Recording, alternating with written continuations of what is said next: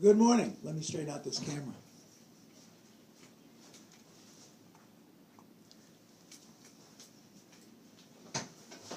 That's better. Now you can look at me and I have to go like this. Can we admit something? How about this? Nobody knows nothing, folks. You don't know squat about investing. Why should you? You know, what's amazing to me is most people plan their vacations more carefully than they plan their finances. And think about that. Isn't that kind of astonishing?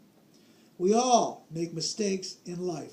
This is one of the biggest ones that you can make. Believe me, I know I have made every single one of them.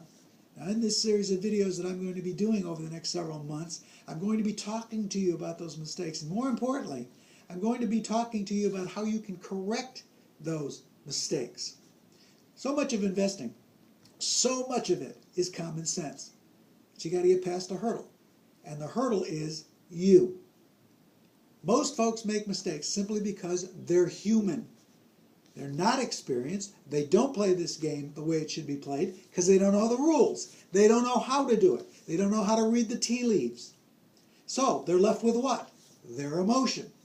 Principally, there's only two of them in this business, and both of them will kill you.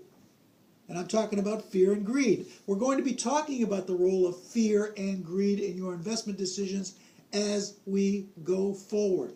It's my sincerest, fondest wish that A, I get really good at these videos so you don't think they suck, and B, you learn something. You glean some of the information that I'm imparting to you, and you take it and apply it to your own finances, and we go down the road, and you end up grateful. I'll see you next time.